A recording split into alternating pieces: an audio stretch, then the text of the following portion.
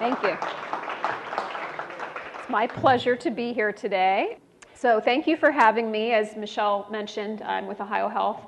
I actually hired on at Riverside 20 years ago. I have my 20th anniversary in March. So just an overall objective that today when you leave, you have probably a validation of some of what you know about what it means to age in a healthy manner, but maybe some new points as well, some of the not so commonly discussed information. So I don't think it's a secret. Some of us age better than others, don't we? We know some people who are 50 and seem 90, and we know some people who are 90 and act 50. A lot of reasons that happens, a lot of things that we see. So how do we accomplish what they accomplished? I personally want quality with my quantity. If I live to be 100, I want to feel like I have a quality of life.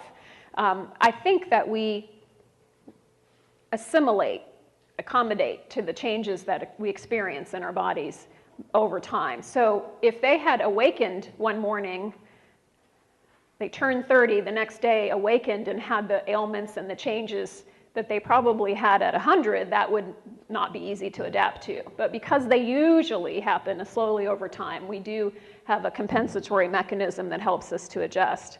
We still try to fight those things. We really can't control our genetic history, and that is a big factor sometimes in the disorders or diseases that we get. However, if we know that genetic history, if we know what our parents and our grandparents and our siblings have, we do have information that we can use to our advantage in trying to prevent things from either occurring, such as diabetes. We know we're prone genetically to diabetes, and our parents have it and their siblings have it. We try to watch our weight and exercise and keep from getting it, so we can try. Sometimes we do everything right and that genetic history doesn't cooperate. We can't control any kind of early environmental exposures we had. Maybe something we drank in the water, maybe we lived in an area where there were a lot of chemicals in the air from factories, or unintended exposures that we haven't even identified sometimes. That often occurs less and less, but in the workplace. Sometimes the people we take care of in practice or your friends and family may have something that may have occurred because of an exposure. Say they worked for 30 or 40 years in a plant setting before OSHA came in and changed some of the recommendations on what was safe. So we can't change the past. And then sometimes we do everything right and something still happens. It just does. And we know people like that, where they eat right, they exercise, they do everything right, and they still get a cancer diagnosis or an Alzheimer's diagnosis. So we can't control everything. But the things we can control, obvious, and we're going to barely touch on this because I know you hear this all the time, but I have to state the obvious. I have to say, of course, exercise is important for just about any health-related topic you think of. You will hear, if you come to a lecture about losing weight, you hear exercise. If you come to a lecture about diabetes, you hear exercise. If you come to a lecture about stress, you hear exercise. It is inevitable that it is better for us. Can we do, high impact aerobics? Maybe, maybe not, but there are alternatives to what we can do. So the options are very variable. Lots of opportunities. You can find lots of inexpensive exercise programs. I don't like to go myself and exercise in a public place. It's not for me. So I have my treadmill at home with my TV, and I like to walk and bike with my husband, but you have to pick what's right for you. I think a lot of us, especially at New Year's resolution time, say, I'm going to exercise 3 times a week, I'm going to join the gym, I'm going to go. If it's not comfortable for us, we're less likely to do it. So it's a matter of picking what's comfortable. Always talk with your doctor. And another thing that we always tell people, again, kind of with those New Year's resolution goals, we say, well, I'm going to start overnight doing the peak maximum everyday exercise, and then we give up quicker. So it's a matter of building up gradually. I actually, if I'm feeling like a couch potato, and I intended to come home, do you need me to alter something? Okay. And I intended to come home and exercise, and I just couldn't make myself change and get on the treadmill.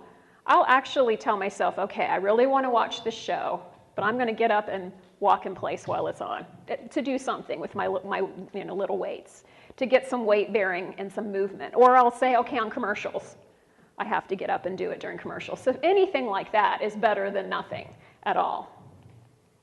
It's not one size fits all. And I just love this quote by Albert Einstein. It's not really just about keeping your ergonomic balance or your balance so you don't fall. It's about keeping your life in balance. So one more obvious, and then we're going to move on to the less discussed things about aging well. Food. Optimal weight is very important, obviously. Don't need to repeat that much. I do see people use non-reputable sources to try diets or to try to lose weight. So I'm sure you've heard this, but you do really want to find a reputable source for your diet information, not what I call I'm a quackdoc.com. Go to the actual NIH or Mayo or a dietitian, or just find USDA, the reputable information. Because we do hear all the time, don't we? Oh, if you eat this every day, it'll stop this. As charming as Dr. Oz is, and I'm sure there's nothing he says that's not true. I really don't think he's making things up or a quack. But our doctors kind of do an internal groan when we have patients come and say, well, Dr. Oz said, because if you watch that every day, it's do these 14 things, take these 13 things, don't do this, don't do that. And it can become overwhelming to try to follow that. He's reputable, but it's still a lot to synthesize. Obviously, according to the NIH, just the typical, lots of fruits, vegetables, whole grains, lean meats and poultry, and controlling portion size. But I want to mention one thing. Some folks take many, many, many, many vitamins a day, thinking that if I take lots of herbs and vitamins, then I won't get sick because it'll give me everything I need. Something else our physicians say, you're probably going to have very expensive urine when you do that, because if your body doesn't need it, it's going to just get rid of it in many cases. If your body is not absorbing it correctly, it could cause problems. If you're taking too much of something or too many things, it can cause other problems, or it can actually interfere with medications you're on. So even those vitamins and herbals and those natural things, vitamins, you really don't need extra. You're getting enough in your diet and your body is absorbing it well. But if you're deficient, that's another story. So I want to mention that. Okay, so beyond the obvious, let's move on to hopefully something different. First of all, visible aging. Hollywood makes us think that optimal aging is how pretty you are when you're 80. If you don't have any wrinkles, if you just kind of look a little bit plastic and strange to me, some of them. But so I want to bring this up. This is what I wanted to have you hold off on looking at. So these photos, what does anyone think about the first and the second version of this photo? Looks older? Yeah.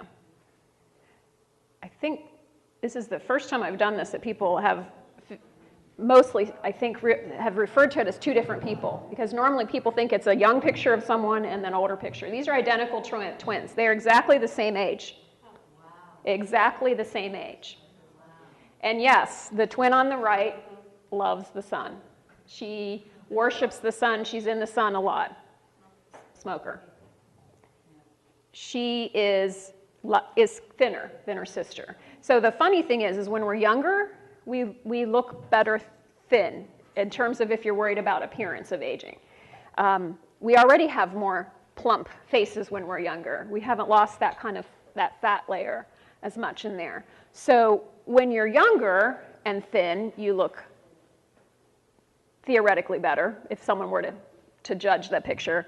When we're older, we look better with a little weight in our faces because we've thinned that out.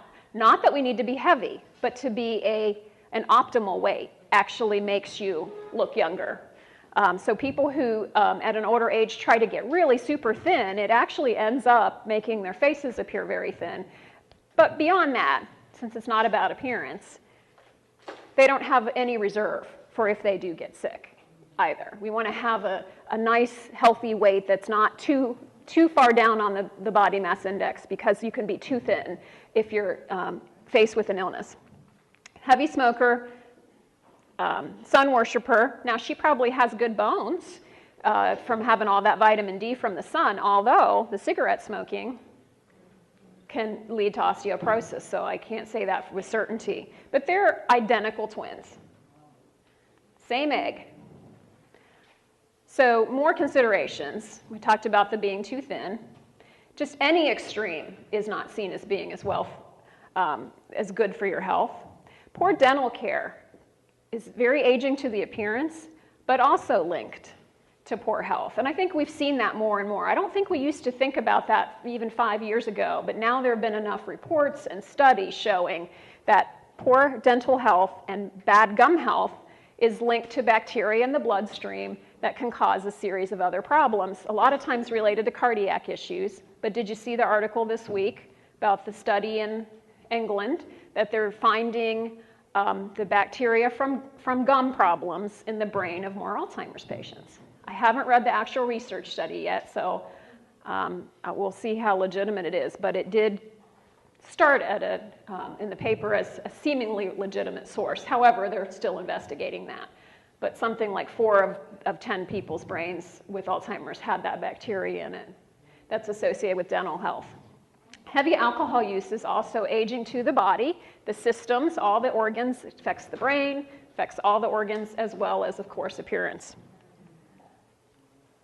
So, but graceful aging does matter to most of us as well, how we appear. I love Helen Mirren. I think that Judi Dench and Helen Mirren, who's not on here, are just gorgeous women who have not tried to be Botox queens of Hollywood. And I feel like they have aged very gracefully and are honored for that. But typically we don't see that as much. These are just other folks. So what do you think? These happen to be women, men. Sorry about that.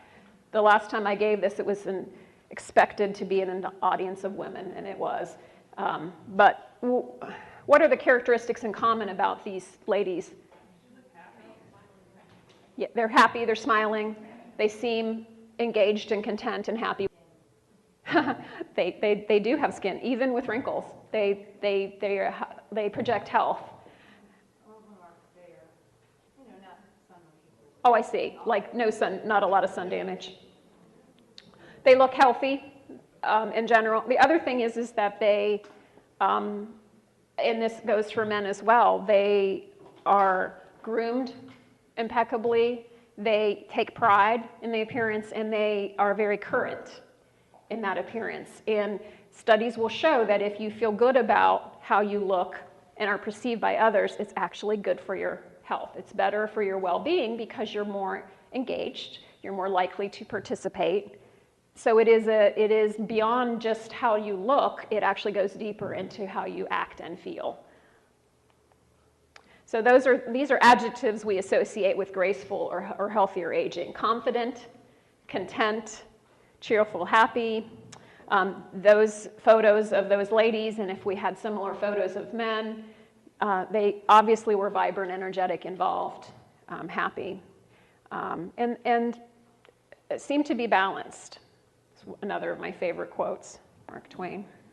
So themes we've already discussed are related to that: watching the smoking, the drinking, the sun, exercising, and having nutrition.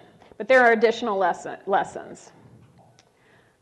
Studies will show, and if you survey or work with a group of really active seniors who are aging well according to themselves and others, these folks have a sense of purpose. These are the folks that when they retire, they don't just stay put. They are volunteering. They are sometimes working part-time or more. They are helping babysit grandchildren. They are traveling and helping neighbors. They're feeling a sense of purpose, that they are needed and missed when they are not around. So studies will show that if we stay engaged like that, that's actually helpful to our aging. That kind of goes into the next piece, social capital. People who have social capital are more engaged with others and, again, are counted on by others and feel like they're contributing and also have someone to turn to. We've lost that a lot in this society. You have social capital here, but for folks who don't come out to this sort of thing or stay engaged, you think about it, some of the photos at the bottom. We used to know our postman or postwoman's name. Some of us still do, most of us don't. If your mail collects, and we've done this where we've gone away and forgot to stop our mail for a few days, we come back and the mailbox is full. I remember commenting, gosh, I'm glad we aren't dead in there because it didn't cue anyone to worry. Why aren't we getting our mail? In the past, your postman or mail person would have noticed that and may have checked on you or worried about you. If you're 75 years old and healthy, you're not worried about it. If you're 95 years old and not healthy, or 75 and not healthy, and you're living alone, that kind of thing matters in terms of social capital. The sense of belonging to a community. I think some of us in this room probably know our neighbors. But if I gave this presentation, and I've given variations of it to younger audiences, and you ask how many know their neighbors or could go to their neighbors for a favor, they don't know their neighbors as much as we do. Particularly people who are condo living, apartment living, that kind of thing, don't always know the neighbors as much. We have the butcher down there, we have the neighbor, we used to know the person who delivered the paper. I don't know about you, but I read my paper on my iPad every morning, and I don't know who delivers it, but they wouldn't know if I needed anything, and so forth. So that has changed. So those who are still very engaged with others and know others to turn to have a better outcome in aging. Additionally, again, they have just a social outlet. It's enjoyable. Now, if someone's a loner, and I've seen this before, someone has never been an outgoing person, and they say are attending adult day services. This is where I've seen it. So 95 years old, always just had one or two friends, didn't socialize a lot, and they'll come, and the family wants them to participate in everything and be a part of everything. That's actually trying to change how that person is wired. So social capital for one person may certainly be different than for another, but we need a network. So those who age better, and this has been studied, are those who are learning new things. They are active much of the day, not your proverbial couch potato. They're trying to learn new things. Lifelong learners age better. Also linked with healthy aging is a connection with a higher power. It doesn't have to be that Christians are the ones who age best or Muslims are the ones who age best. It's some sense of a spiritual leader. It doesn't have to even be that they believe there's a God of sorts. Just some sort of recognition that there's more than this and appreciation for what there is versus dwelling on what is missing. Studies will show that those folks actually have a better peace of mind and do better in difficult situations. So they're hardier because they fall back on that spirituality. Some studies will actually show different results in if you pray or if you believe in a higher power, do you survive cancer longer? There have been lots of mixed reports on all that. It's not saying if you have a faith, you will live as long as you want. It's saying that you cope better with what you're handed and do better. Positive outlooks. It's again, something that we're wired with generally, but you can actually teach yourself to recognize when you're being negative about everything and start to force yourself to notice that the glass is full versus half full, half full versus half empty. Those are the people who can say what happened this morning is terrible and it's horrible, but overall I'm very glad for what I have. And those people are seen to do better. Balance.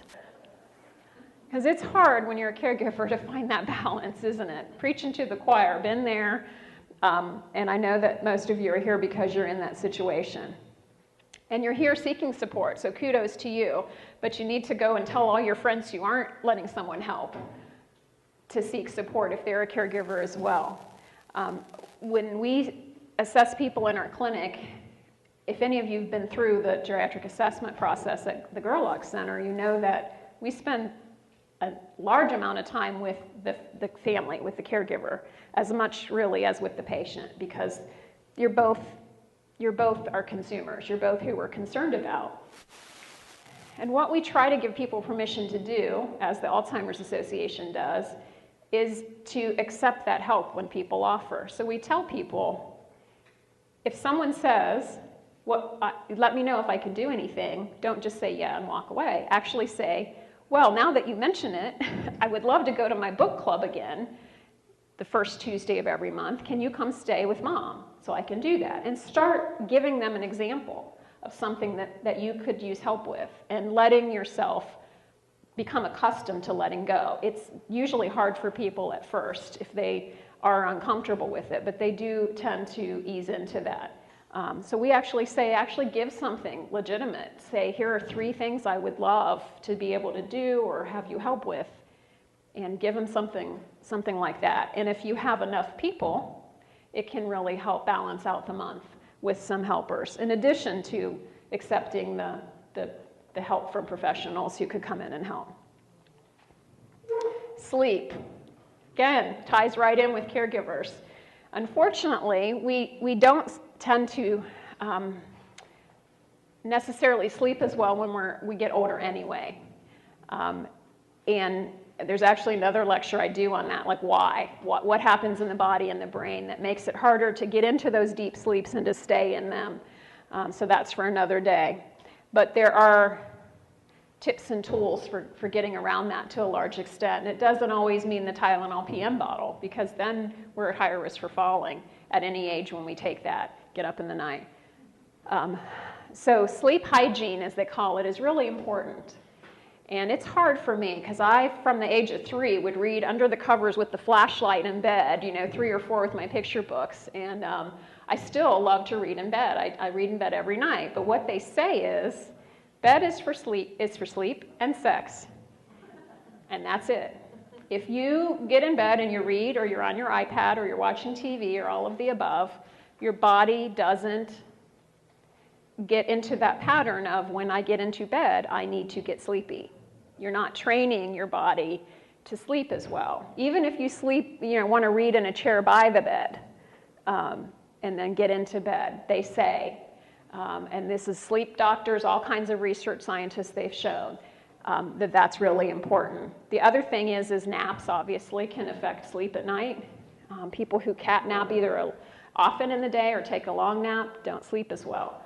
But something that you don't hear as much is exercise in the day helps sleep at night, but exposure to sun in the day actually helps your body sleep at night. If you think about our circadian rhythms, if you think about where we came from and what our ancestors did, they kind of got up when the sun came up, they worked and did things all day, and they went to bed when the sun went down. And we've thrown that kind of out the window more now. So but our natural rhythms for most of us are to be awake in the day when the sun is there, and to be exposed to that light to just 15 minutes a day, like they say is good for your vitamin D level. Just some bright light. In the fall and winter months where it's very dark here in Ohio, and you may know folks who have the seasonal affective disorder, because it's very dark. It's dark at 4:30. Our moods get down, we're not exposed to that. There are light boxes that people find really help. They'll purchase a light box, you can Google them online, and you put it in the room you're in, and it just brightens that room. And research is showing, to an extent for some folks, more than others, that will work with sleep. Another thing is hydration, especially this time of year. We think we have had enough fluid, but most of us really don't probably drink enough water. A lot of folks, particularly 65 plus, are dehydrated more often than they think. And it actually can cause you to feel a little foggy, not sleep as well. It can cause all kinds of problems. So we tell people, please try to make sure that you are staying hydrated. So a long story short, we're not quite done yet, don't worry, but resilience. I think that most of us know people who have gone through terrible things, and yet they still seem positive and they still seem engaged. So they have just mastered or are innately wired to be resilient. And those of us who strive to be resilient if it's not built in, and strive to do the glass half full, actually have better outcomes in aging. A lot of times if you survey somebody and say, what is your health? Say it's a group of 85-year-olds, and you ask them, rate your health on a scale from poor to excellent, 5 choices. They will often say their health is very good. And then you look at their diagnoses and the number of medications they're on, and they have 6 or 7 chronic illnesses, and they're on lots of medications for them, but they thought their health was really good because they're resilient. They feel okay most of the time. They've adapted to it. Beyond that, the more important thing to take away is, if you rate your health as very good, it is scientifically correlated with being healthier, living longer. Even if it looks like, gosh, they must be pretty sick. If you say your health is good, your health is good. If you say, well, I feel rotten, I have 3 diagnoses, I'm on 6 meds, and at older ages, they've correlated that with, okay, you're probably gonna not do as well, and you won't live as long as that person. I mean, we don't tell people that, but that's what happens. So when we talk about the psychology of things, it really, really does affect our outcomes in terms of our mind over matter sometimes. So have any of you read the book, The Blue Zones? It's just one of many books out there written about, gosh, we're going to go interview and photograph these folks who've lived to really old ages and try to find out how or why. In this book, they actually went to some areas of the world that, in which many people live to older ages, and they identified some of them. These are 3 of them: Okinawa, Japan; Loma Linda, California; Sardinia, Italy. And so they looked at what's going on there, that we can find a theme among these 3 places. First, I want to mention this gentleman on the right is 98 in that photo. And he'd been skiing since a teenager, 98 when that photo was taken, and said he exercises every day his whole life. He's just been very active, biking and skiing and moving. So in the middle, which I'm sorry you can't see well, but I'll tell you, are some of the things we hear about anyway. So over here, for example, this overlap says whole grains. In the middle are the real important ones: family. What's the connection with family? Who's your social support? Are they around? Are they involved? Are you engaged with each other? Plant-based diet, so lots of vegetables and fruits and natural products. Gardening was a big one. If you think about all the physical activity that takes. And they drink a lot of red wine, polyphenol, from the grapes, the dark grapes. You've probably heard about that. Surprising to me that Italians would drink a lot of wine. I'm just shocked about that. This is another, if you haven't heard about the nun study. How many have heard about the nun study? Most of you. So what we're saying here, you've heard in the nun study documents. For those of you who haven't heard about it, it's just a longitudinal study of a group of nuns who said, you can study us, what we do, what we eat, who we are in our life, and when we die, we'll donate our bodies for you to study. And so years ago, the brains of these nuns, when studied, some of them were showing that they had the plaques and the tangles of Alzheimer's disease on the brain, but they weren't behaving at all like they had any dementia. So when those findings first came out, we're like, wow, if you do all the things right like these nuns are doing, you can have Alzheimer's, but you don't know you have Alzheimer's. Well, now we know probably it just hadn't yet come to the behavioral or noticeable standpoint, because of the fact that you can find the proteins in the cerebrospinal fluid if you take off some fluid from the spine. You can find those markers 8 to 10 years or more before you actually know that you have it. So unfortunately, that kind of squelched the excitement about that a little bit. However, they still found that this group of people, for the conditions and the problems that they have or had, were doing much better than many of their peers of the same age. So there are some things inherent in a group of nuns that make you think optimal aging. Shout a couple of them out for me so you don't have to hear me talk the whole time. Community, sense of community. What else? Spirituality. Sense of purpose, big sense of purpose. Less stress. And theory, I know nuns, they say they're stressed. Who said that? You're not married to men? Evan, good one. In theory, in theory, they're not married and don't have kids. Sometimes we find out otherwise later, but not usually. Well, thank you all for having me.